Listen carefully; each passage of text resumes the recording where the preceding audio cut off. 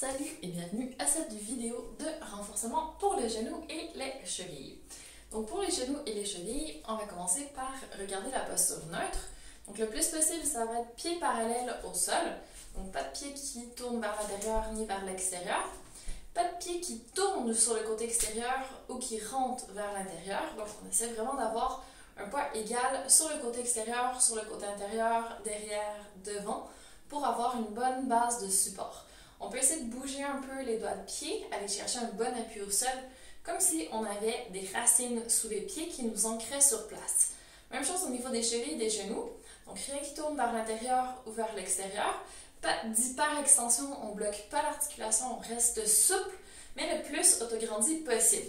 Donc autant que possible, pas de petits plis dans les genoux. On essaie d'aller chercher un peu plus de longueur, d'engager déjà les abdos, de retrouver une respiration qui travaille en 3 dimensions, la cage thoracique. Le plus possible, inspiration par le nez, expiration par la bouche. Comme si on voulait souffler dans une paille, donc on pince un peu les lèvres. Ça, c'est la respiration pilates. Donc on va essayer de remonter les fessiers, d'engager l'intérieur de cuisse, comme si on voulait faire une petite rotation vers l'intérieur. Donc il faut vraiment avoir l'impression de tourner au niveau des cuisses, sans que ça tourne au niveau des pieds et des genoux. Donc c'est juste un petit engagement ici en haut. On peut aussi remonter le périnée. On peut essayer d'aller chercher vraiment une largeur qui est égale à nos hanches. Non pas le côté extérieur de nos hanches, mais les crêtes iliaques. Donc quand on vient toucher les petits pointus osseux en avant ici de notre bassin, c'est ça qui nous donne notre largeur des hanches. Ça, c'est la posture neutre. Donc quand on est debout en attendant dans une file d'attente, quand on marche, quand on fait du sport le plus possible, on devrait être comme ça. C'est notre position qui nous permet de travailler dans le bon angle au niveau de nos articulations.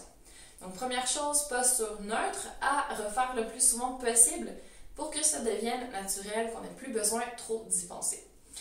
Deuxième chose, ça va être la proprioception. Donc ici, on commence à glisser. Est-ce qu'on va se rattraper ou on va tomber? Donc la proprioception, c'est de se situer dans l'espace, pas juste avec nos yeux, mais avec notre système interne d'équilibre, donc qu'on soit capable de se rattraper rapidement pour éviter de tomber et de se blesser. Donc quand on a une bonne proprioception, qu'on sent que notre cheville commence à tourner sur le côté, hop, on va se ramener avant d'aller trop loin et d'abîmer nos structures. Donc c'est pour ça que c'est utile.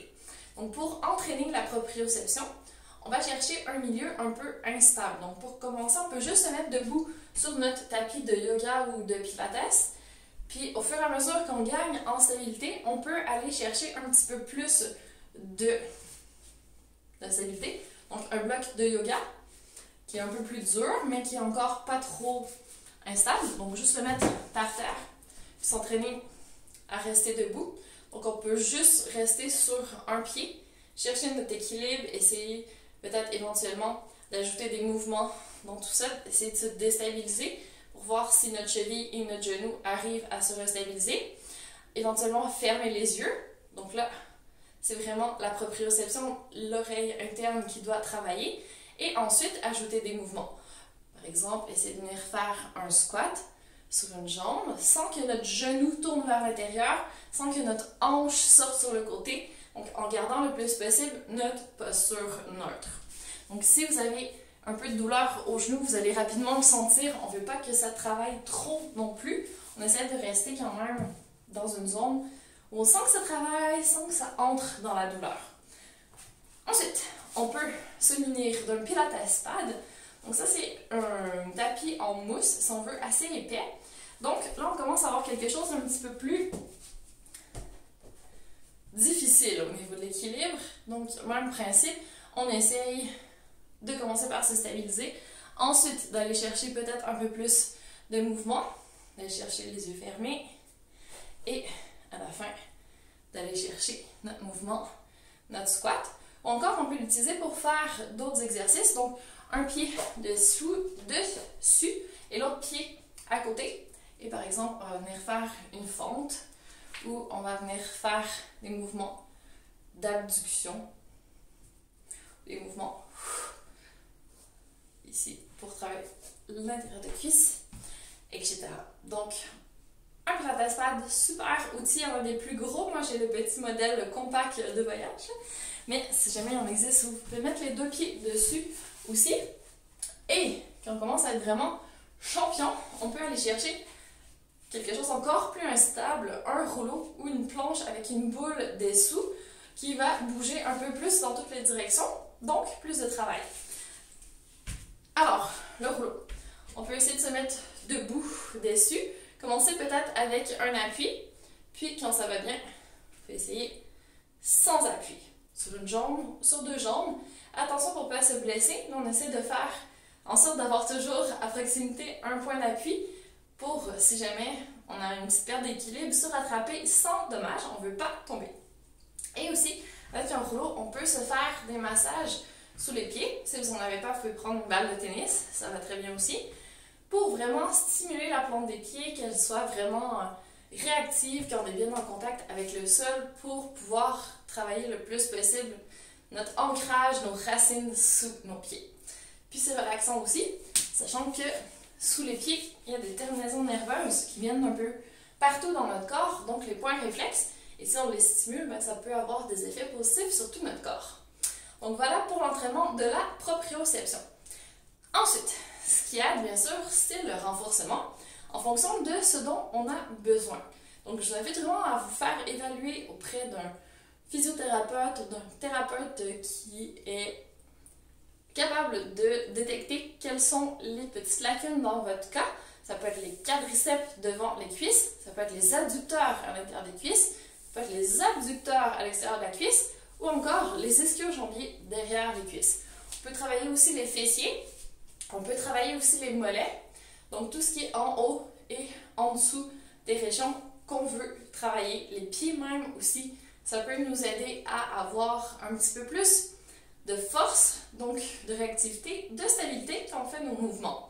Donc bien sûr, des squats, par exemple, juste comme ça va être un mouvement qui nous permet d'aller chercher un petit peu plus les quadriceps, les fessiers, pour avoir une bonne stabilité. Les fentes que j'ai déjà démontré tout à l'heure, donc un pied devant, un pied derrière, on descend et on remonte, donc même principe. Et tous les exercices au sol avec ballon pour aller chercher les ischio-jambiers à partir d'une position de pont. Je vais vous montrer rapidement. Je vais chercher mon ballon, on s'installe ici. Hop. Donc, pied sur le ballon, on pose les bras par terre pour stabiliser et hop, on va monter. Donc, idéalement, jambes longues ou encore jambes pliées et on redescend. Donc, déjà, on sent les ischio-jambiers. Et si on fait un petit peu plus de travail, hop, monter, on reste. Et là, on va faire des flexions, extensions au niveau des genoux. En expirant, quand on tire le ballon. Inspirant, on revient. Donc, ensuite, on peut faire à une jambe, bien sûr, beaucoup plus de travail. Ici, hop, derrière dans les ischio-jambiers. Donc le ballon étant un élément instable aussi, ça peut aider à travailler au niveau de la stabilité. Donc un très bon outil de travail également. Peut-être pas se mettre debout sur le ballon, encore une fois, pour la stabilité, mais on peut travailler assis dessus également pour faire plein d'exercices. Donc une autre bonne option. Sinon, votre physio peut vous donner des exercices qui sont tout à fait adaptés également. Donc, peut-être commencer avec ceux de physiothérapie avant d'enchaîner avec un renforcement un petit peu plus conséquent. Et finalement, on peut y aller avec tout plein de sports et d'activités de la vie quotidienne qui vont favoriser des bons genoux. Donc, aller chercher des activités où on peut vraiment travailler notre alignement neutre, travailler dans une bonne posture avec les bons muscles qu'on a été chercher en renforcement. Le pilates, par exemple, ça peut être une bonne façon d'aller chercher une base. Après, aller faire de la randonnée. Donc là, c'est vraiment dans l'axe, sur un terrain qui est approprié. Ça peut permettre de travailler aussi et d'aller chercher des sports qui n'ont peut-être juste pas trop d'impact, pas trop d'instabilité à droite, à gauche, des stop and go, et des trous dans le terrain, des surfaces vraiment molles, pour être certain de ne pas abîmer les structures. Ce qu'on veut, c'est les améliorer, pas les blesser. Voilà. Alors, c'est tout pour le moment, en espérant que ce soit applicable pour vous, que ça vous serve également.